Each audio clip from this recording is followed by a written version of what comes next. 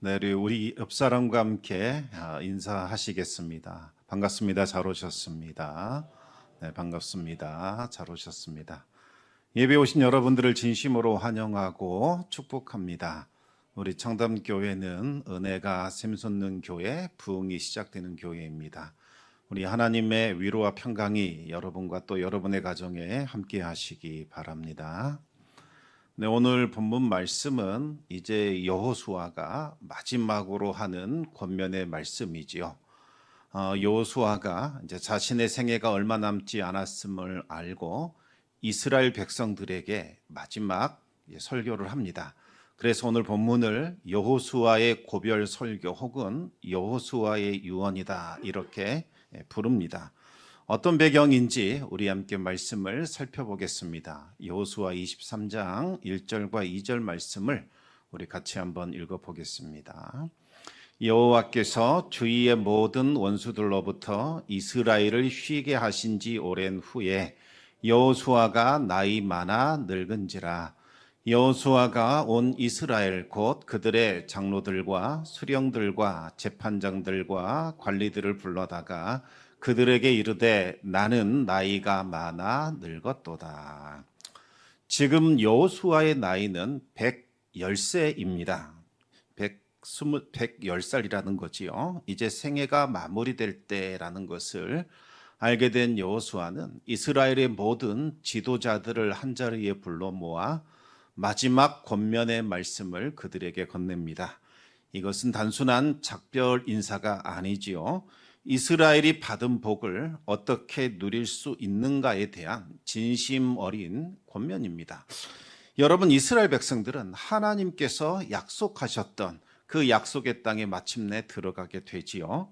그러나 여호수아는 그 복을 제대로 누리지 못하게 될까 봐 그것이 참 걱정되고 염려되었습니다. 실제로 가나안 족속들이 그랬지요. 그들은 적과 꿀이 흐르는 그 땅에 거주하고 있었지만 제대로 누리지 못하고 멸망하게 됩니다. 그들은 하나님 없는 풍요를 꿈꾸었고 그것을 이루는 수단으로 우상 숭배와 음란한 문화를 선택하게 됩니다. 우상 숭배와 그들의 음란한 문화가 그들에게 복을 주었을까요? 그렇지 않습니다. 오히려 그들을 멸망으로 이끌었습니다. 우리들도 마찬가지입니다. 복 받는 것 중요하지요. 그러나 그보다 더 중요한 것은 이미 받은 복을 어떻게 누리며 사는가 하는 겁니다. 아무리 좋은 것 받았을지라도 제대로 누릴 수 없다면 무슨 소용이 있겠습니까? 이것을 잘 보여주는 이야기 하나가 있습니다. 어떤 시골의 호르머니가 아들을 키우고 있었습니다. 정말 힘들고 어려운 상황이었지만 먹을 것 제대로 먹지 않고 입을 것 입지 않고 헌신적으로 그 아들을 뒷바라지하게 됩니다. 그 아들은 어머니의 희생에 이제 부응해서 일찍이 외국으로 떠나 큰 성공을 거두게 되지요. 효심이 깊은 아들은 정기적으로 어머니께 편지를 보냅니다. 어머니, 저는 잘 지내고 있으니 염려 마십시오. 어머니의 건강이 걱정됩니다. 돈을 보낼 테니 건강 잘 챙기시고 잘 지내시기 바랍니다. 부족하면 언제든지 말씀하십시오. 하지만 아들이 보낸 편지에는 돈이 없었습니다. 작은 종이 하나만 들어 있었지요. 어머니는 힘들고 어려웠지만 일절 내색하지 않습니다. 아들에게 뭔가 상황이 있나 보다. 언젠가는 돈을 보내겠지. 그렇게 생각하면서 편지 속에 들어있던 그 종이를 정성껏 장식물 정도로 여기면서 서랍에 모아 그렇게 지내게 됩니다. 시간이 흐르고 어머니는 가난한 삶 속에서 생을 마감하게 됩니다. 고향으로 뒤늦게 찾아온 아들이 어머니의 유품을 정리하다가 깜짝 놀라게 되지요. 서랍 속에 고이 접혀 있던 그 종이들은 다름 아닌 아들이 보낸 거액의 수표들이었다는 겁니다. 아들이 매일 큰 액수의 돈을 보냈지만 어머니는 그것이 무엇인지 몰라서 제대로 쓰지도 못하고 평생 가난하게 사셨다는 겁니다. 혹시 이 이야기가 오늘 우리들의 이야기가 아닌가 돌아볼 필요가 있습니다. 하나님은 우리들에게 말씀이라는 천국의 수표를 계속해서 보내고 있습니다. 그 안에는 우리의 생명과 또 우리의 경건에 관한 모든 필요한 것들이 다 담겨져 있습니다. 예수 그리스도를 통한 참된 기쁨과 구원이 담겨져 있지요. 우리 함께 베드로후서 1장 3절 말씀을 같이 한번 읽어보겠습니다. 그의 신기한 능력으로 생명과 경건에 속한 모든 것을 우리에게 주셨으니 이는 자기의 영광과 덕으로서 우리를 부르신 이를 알므로 말미암음이라. 여러분, 여기서 신기한 능력이라는 것은 세상 법칙을 초월하는 뛰어넘는 하나님의 권세와 능력을 말하는 겁니다. 하나님은 이 놀라운 권세와 능력으로 우리가 영원한 생명을 누릴 수 있도록 또 경건한 삶을 살아갈 수 있도록 모든 필요한 것들을 이미 다 공급해 주셨다는 거지요. 따라서 우리는 더 이상 세상 기준에 얽매이지 않고 하나님의 자녀로서 하나님이 주시는 복을 누리며 살아갈 수 있습니다. 세상 눈치 본다거나 내일 염려한다거나 두려움 가운데 떨며 살아갈 이유가 없다는 겁니다. 하늘 아버지께서 자녀된 우리들을 지키시고 돌보시고 인도하여 주시니 지금도 풍성하게 내려주고 있으니 가슴 펴고 당당하게 하나님의 자녀답게 살아가면 되는 거지요. 세상이 우리를 무시하고 업신여길지라도 아무 상관없습니다. 사람들이 우리를 인정해 주지 않는다 할지라도 괜찮습니다. 하늘 아버지께서 우리들을 사랑하시고 인정해 주고 있습니다. 이것은 단순한 위로가 아니라 날마다 우리에게 일어나고 있는 실제적인 일들입니다. 우리는 매일 말씀을 펼쳐들면서 너는 내 사랑하는 자녀다. 나의 존귀한 보배다. 내가 너와 함께한다. 그 하나님의 음성 들을 수 있습니다. 기도할 때마다 우리는 하늘 보좌 앞에 담대히 나아가 하나님 아버지와 대화할 수 있지요. 또 어려운 일이 생길 때마다 우리는 하나님의 도우심을 확신하며 평안을 누릴 수 있습니다.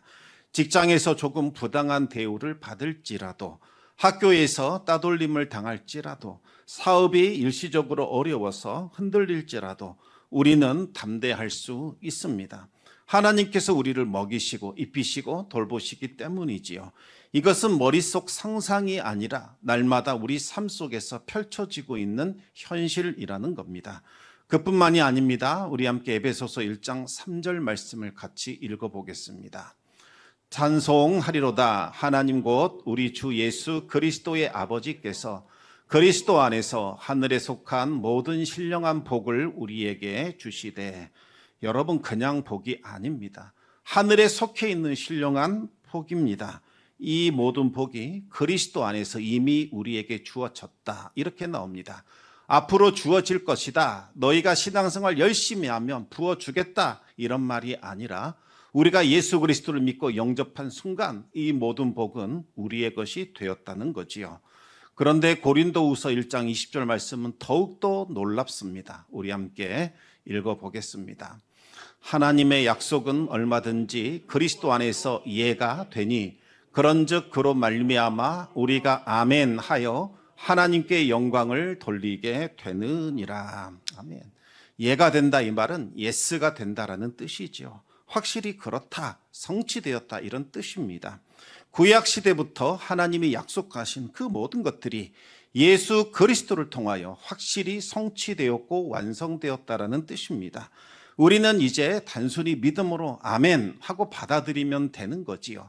하늘의 수표를 현금으로 인출할 수 있는 것은 믿음으로 받아들이면 된다는 겁니다. 그런데 문제가 있습니다. 우리가 받은 것 누리지 못하고 있다는 거지요. 어떤 분들은 자꾸 이상한 소리 합니다. 하나님이 좀 인색하다는 거예요. 그래서 하나님의 마음을 움직이려면 금식을 좀 해야 한다. 산기도 가서 열심히 기도해야 한다. 뭔가 창세기부터 요한계시록까지 성경을 달달 외우고 필사해야 한다. 이런 말들을 합니다. 그러나 그분이 하나님을 잘 모르고 있는 겁니다. 진실이 아니지요. 우리가 이 진리의 말씀을 믿음으로 받아들이지 못하기 때문입니다. 그저 지식적으로만 알고 있고 단순히 마음의 위로를 주는 그 정도의 말로 생각하고 있기 때문입니다. 그래서 단순히 말씀 읽고 마음의 위로를 받을 뿐이지요. 여러분, 제대로 믿으시고 제대로 받아들이셔야 합니다. 보화를 사용하지 않고 다들 영적으로 가난하게 살아가고 있습니다. 마치 오늘 이야기에 나왔던 그 어머니처럼 보물을 손에 쥐고서도 보물인 줄 몰랐던 것과 같지요. 많은 분들이 하늘 보화의 가치를 잘 모릅니다.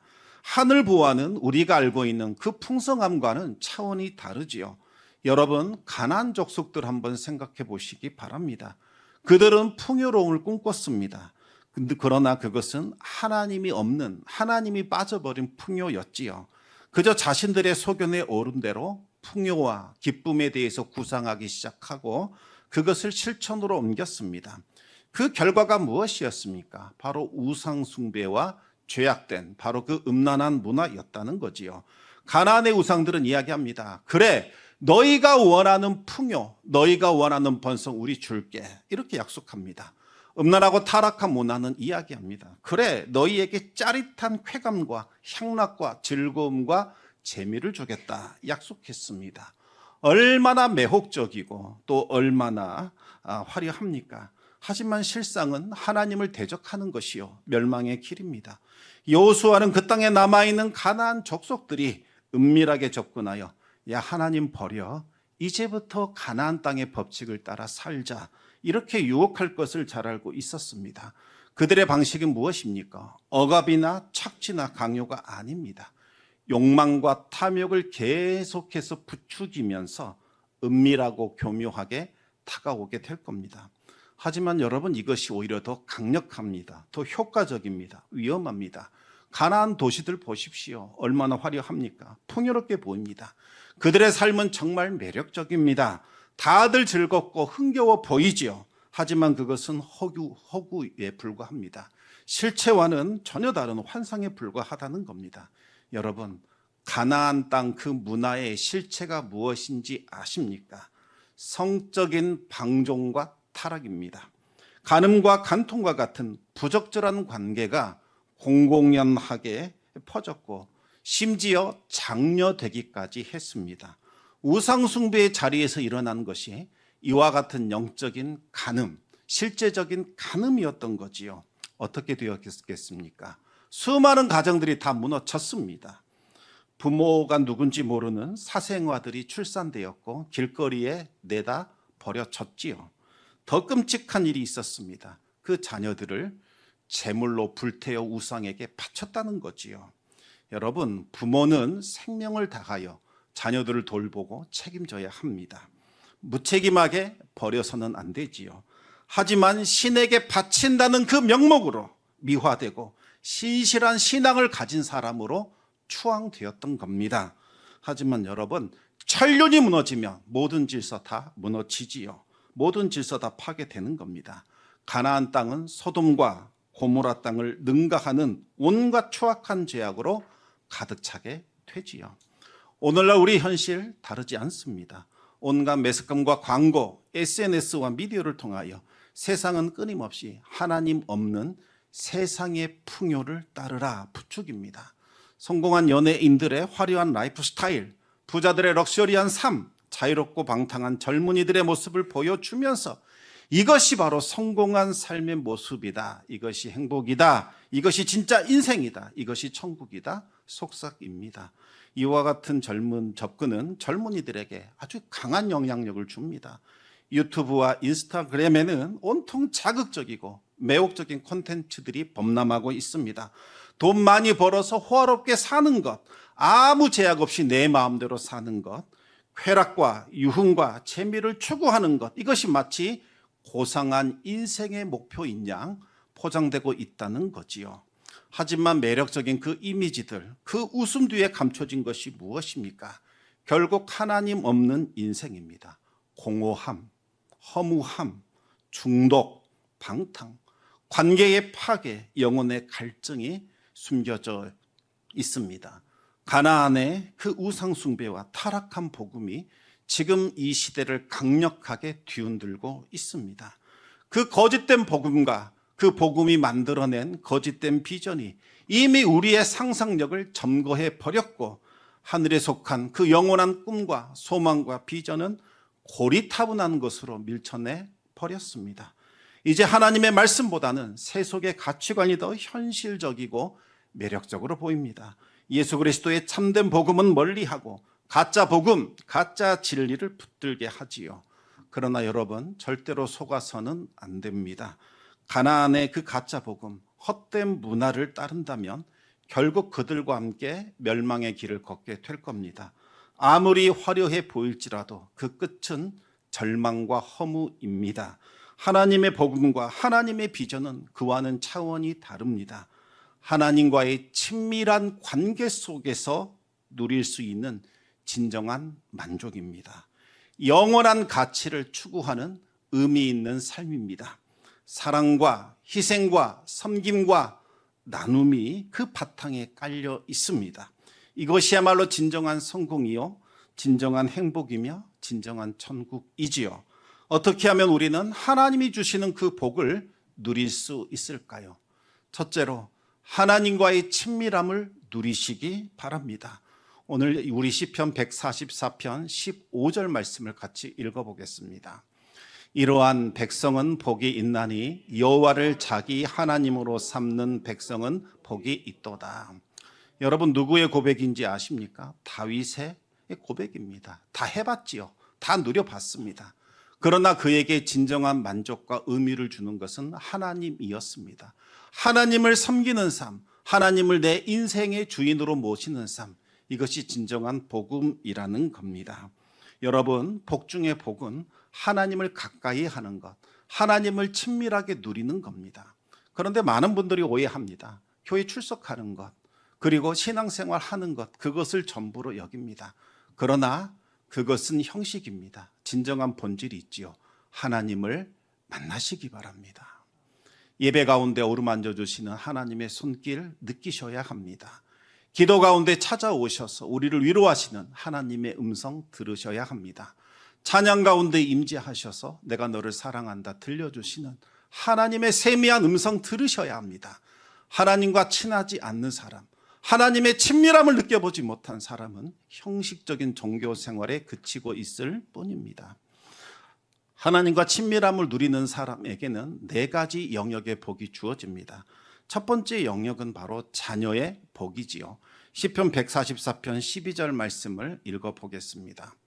우리 아들들은 어리다가 장성한 나무들과 같으며 우리 딸들은 궁전의 양식대로 아름답게 다듬은 모퉁이 돌들과 같으며. 여러분, 우리 자녀들이 하나님의 성품을 닮아가고 하나님을 사랑하고 하나님의 뜻을 아는 사람으로 성장했다 가정에 보시기 바랍니다. 하나님이 얼마나 사랑하겠습니까? 또 사람들의 칭찬받지 않겠습니까? 이들은 장성한 나무와 같이 기둥과 같이 존귀하고 보배롭게 쓰임받게 될 겁니다. 두 번째 영역은 재물의 복이지요. 시편 144편 13절 말씀을 읽어보겠습니다. 우리의 곳간에는 백곡이 가득하며 우리의 양은 들에서 천천과 만만으로 번성하며.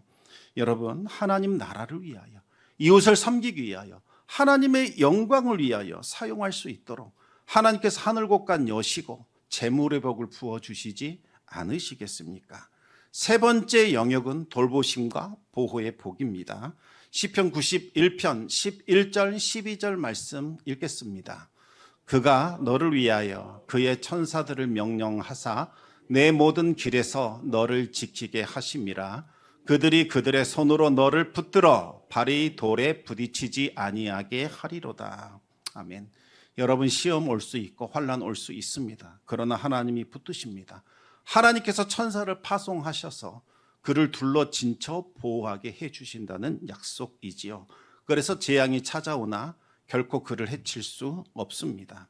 네 번째 영역은 평안의 복입니다. 하나님이 주시는 평안은 세상의 것과는 다르지요. 세상은 뭔가 손에 쥐어져 있어야, 내 눈에 뭔가 보여야 비로소 안심하고 평안을 누립니다. 그러나 하나님이 주신 평안은 상관없습니다. 지금 당장 아무 것이 없지요. 우리의 양떼가 없습니다. 무화과 나무가 말라버렸습니다. 포도에 열매가 없어도 하나님이 주신 평안이 있으면 아무 염려 없습니다. 걱정하지 않습니다. 왜요? 하나님이 나의 아버지 되셔서 일용할 양식을 채워주실 것이고 이 문제를 해결해 주실 것을 우리는 믿기 때문입니다. 분명히 슬퍼할 만한 상황이고 염려와 걱정과 근심이 나올 만한 상황이지만 여호와 하나님의 평강이 우리의 심령을 지켜주시기 때문에 마음이 평안해지면서 감사와 찬송이 흘러 나오는 거지요. 두 번째로 하나님의 복을 충만하게 누리려면 말씀을 중심에 두셔야 합니다. 과거 여호수아도 큰 두려움에 빠진 적이 있었습니다. 모세가 죽고 후계자로 지명받았을 바로 그때입니다. 내가 어떻게 이 가나안 땅을 차지할 수 있을까? 아무런 생각도 없고 전략도 없고 이룰 수 있는 그와 같은 수단도 없었습니다. 바로 그때 하나님의 말씀이 여호수아에게 임하게 되지요. 우리 여호수아 1장 5절 말씀 읽어보겠습니다. 내 평생에 너를 능히 대적할 자가 없으리니 내가 모세와 함께 있었던 것 같이 너와 함께 있을 것임이니라. 내가 너를 떠나지 아니하며 버리지 아니하리니. 하나님이 말씀하십니다. 여호수아야, 걱정하지 마라. 모세가 강성했던 것은 그가 지혜가 있었거나 노련했기 때문이 아니다. 내가 그와 함께 했기 때문이다. 이제는 너와 함께 할 것이다. 너를 대적하는 자가 너를 이기지 못할 것이다. 너는 승리를 거둘 것이고 나의 영광을 드러낼 것이다. 이렇게 약속하셨습니다. 그러면서 여호수아가 해야 할 일이 있다는 것을 알려주지요. 계속해서 8절 9절 말씀 우리 같이 한번 읽어보겠습니다. 이 율법책을 내 입에서 떠나지 말게 하며 주야로 그것을 묵상하여 그 안에 기록된 대로 다 지켜 행하라. 그리하면 내 길이 평탄하게 될 것이며 내가 형통하리라. 내가 내게 명령한 것이 아니냐. 강하고 담대하라. 두려워하지 말며 놀라지 말라. 내가 어디로 가든지 내 하나님 여호와가 너와 함께 하느니라 하시니라. 아멘. 여러분, 말씀 지키시기 바랍니다. 우리가 말씀을 지키면 그 말씀이 우리를 지켜줍니다. 말씀 지키려면 어떻게 해야 될까요? 입에서 하나님의 말씀이 떠나면 안 됩니다. 하나님이 주신 약속과 축복의 말씀이 언제나 내 입에서 흘러나와야 합니다.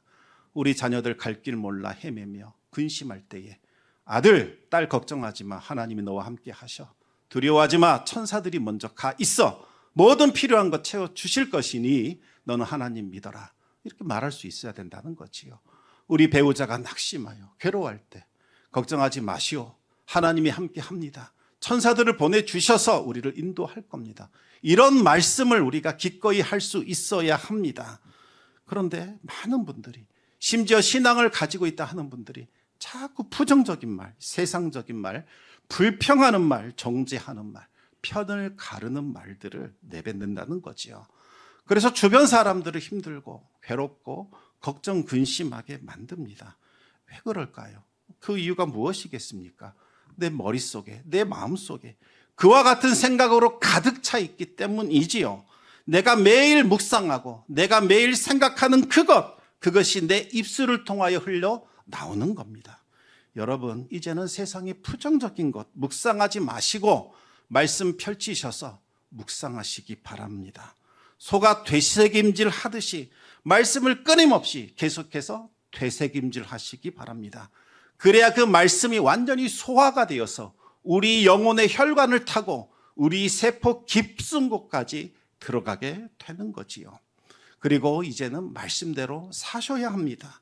말씀이 내 삶의 기준이 되고 말씀이 내 행동의 원칙이 되게 해야 합니다. 그러면 그 결과가 무엇입니까? 평탄과 형통입니다. 평탄이 무엇입니까? 고속도로가 쫙 뚫리는 겁니다.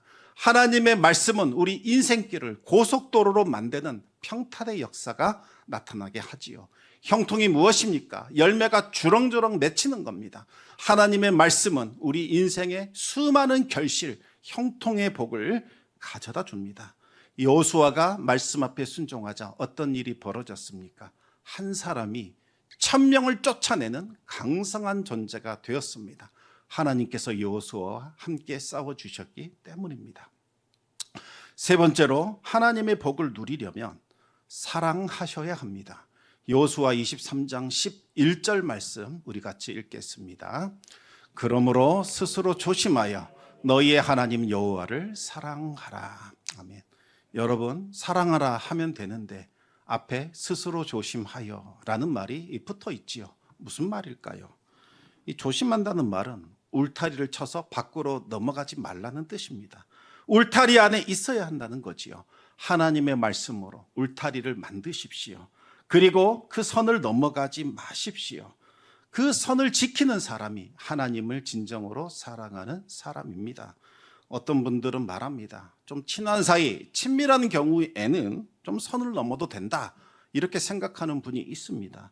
그것이 친밀함의 표현이다, 억지 주장을 펼치지요. 여러분, 무례한 것은 친밀한 것이 아닙니다. 상대방을 진심으로 사랑하고 그 사람을 존중한다면 그 사람에게 선을 지켜줘야 합니다. 내 자식 내 마음대로 하겠다, 여러분, 아닙니다. 선을 지켜주십시오. 아이들을 진심으로 사랑하시고 존중히 여기시고 하나님이 그에게 행하실 일에 대해서 묵상하시고 친절하게 알려주시기 바랍니다. 배우자 내 마음대로 말하겠다, 그러면 안 됩니다. 기도하십시오.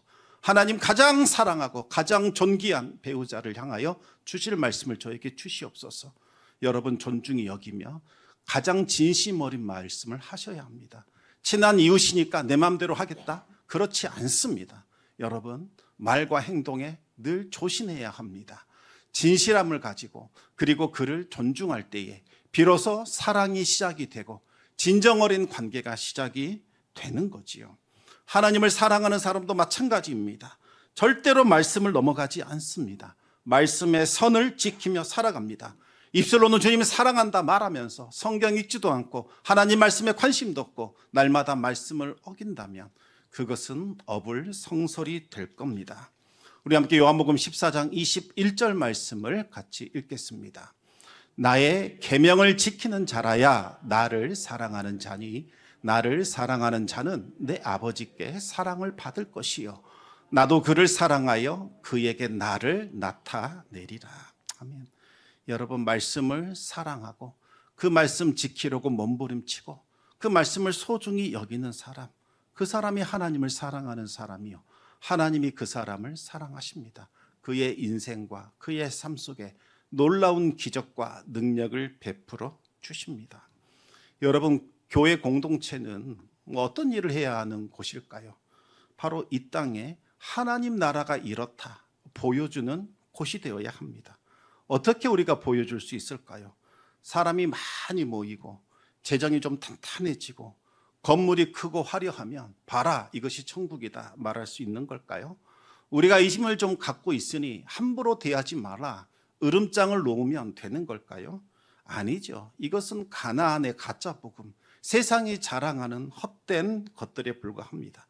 교회가 보여줘야 하는 것은 예수 그리스도의 십자가 사랑, 그리고 낮아지는 섬김을 보여주셔야 합니다. 말씀 안에서 서로가 서로를 사랑해야 하지요. 자기 자신을 기꺼이 낮추고 희생하는 십자가 사랑, 십자가 복음을 이제는 내 삶으로, 내 입술로 드러내야 합니다. 그럴 때 교회는 세상을 비추는 빛과 소금이 되는 것이요 하나님의 영광을 드러내는 작은 천국이 되는 겁니다. 그럴 때 그 교회를 방문한 사람들이 이런 곳이 다 있나? 말도 안 된다. 이런 곳이라면 내 인생 걸어볼 만하다. 너희들이 믿는 하나님 나도 믿겠다. 그래서 초대교회가 그 핍박 가운데서도 수많은 성도들이 모였던 것 아니겠습니까? 이제 말씀을 맺겠습니다. 오늘 본문 23장 보시면 총 16절로 되어 있는데 여호와 하나님이라는 단어가 16번 나옵니다. 평균적으로 한 절마다 여호와 하나님이 한 번씩 들어가 있는 셈이죠. 무엇을 말하는 걸까요? 하나님을 우리 인생의 주어로 모시고 우리는 그 하나님을 드러내고 묘사하는 서술어로 살아가라라는 뜻입니다. 여호수아는 오로지 하나님만이 그 인생의 전부였습니다. 말씀의 복을 실제로 경험했고 날마다 그 복을 누리며 살았지요. 죽음을 눈앞에 둔 여호수아가 지금 우리들에게 권면하고 있습니다. 서랍 속에 집어넣었던 말씀을 다시 꺼내십시오. 말씀을 아는 것으로 만족하지 마시고 그것을 사용하십시오. 천국 부활을 풍성하게 누리며 하나님 나라의 백성답게 살아가십시오. 이것이 여호수아의 권면입니다. 성도 여러분, 하나님이 주신 복을 마음껏 누리시기 바랍니다. 그리고 다른 사람들이 그 복을 알 수 있도록, 참여할 수 있도록 여러분의 낮아짐과 희생과 섬김과 사랑을 통하여 맛보게 해 주시기 바랍니다. 이것이 하나님이 우리에게 원하시는 복된 인생의 모습이지요. 여러분과 여러분의 가정과 여러분의 직장과 여러분이 속한 공동체에 하나님의 은혜가 여러분 한 사람을 통하여 흘러 넘쳐서 이곳이 천국이구나, 이곳이 하나님이 기뻐하시는 공동체의 모습이구나, 그렇게 깨닫는 은혜가 있기를 우리 주님의 이름으로 축원합니다.